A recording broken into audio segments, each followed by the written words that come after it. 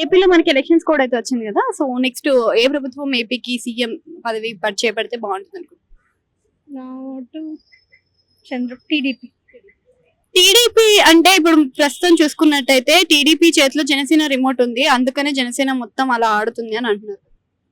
I don't know actual గా reason ఏంటంటే TDP plus Janasena plus BJP కూటమి ఉంది కాబట్టి మోస్ట్ ఆఫ్ ద పార్టీస్ ఉన్నాయి కాబట్టి నేను ప్రిఫర్ చేస్తున్నా.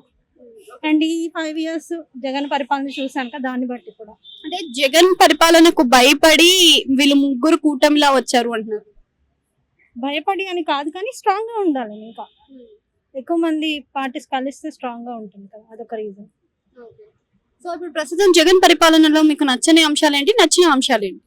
నాకు అంటే నేను అక్కడ లేను కాబట్టి నాకు తెలీదు, బట్ నాకు తెలిసినంత వరకు నేను విన్నవి 2 విషయాలు. రైతుల విషయంలో కొంత అసంతృప్తి ఉందని చెప్పి, రైతులకు సంబంధించిన పట్టాలు అవి వారి దగ్గర పెట్టుకున్నారని ఒకటి విన్నాను, అది వాస్తవం లేదో తెలీదు. ఇంకొకటి ఎంప్లాయీస్, జాబ్ హోల్డర్స్, వీళ్ళకి చాలా ప్రాబ్లమ్స్ క్రియేట్ అవుతున్నాయని విన్నా. ఈ 2 రీజన్స్. సో ఇప్పుడు మీరు ఒకవేళ ఒక మంచి సంక్షేమ పథకాలు అందించాలంటే ఏం సంక్షేమ పథకాలు మహిళల తరపు నుంచి మీరు కోరుకుంటున్నారు? మహిళల తరపు నుంచి సంక్షేమ పథకాలు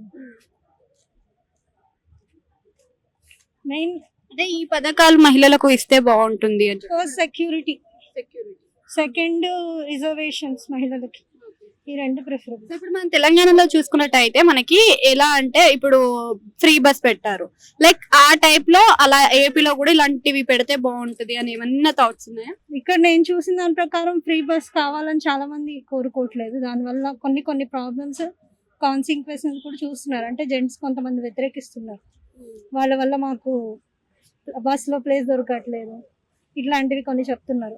సో ఫ్రీగా ఇవ్వడం అనేది నేను ఎప్పుడు ఒప్పుకోను. ఫ్రీగా కాకుండా రిసోర్సెస్ ఇవ్వాలి, వాళ్ళు కష్టపడడానికి అవకాశం ఇవ్వాలి. ఫ్రీగా ఇస్తే ఏది కూడా అది యూజ్ ఉండదు. అది నా ఒపీనియన్. థ్యాంక్ యూ అండి.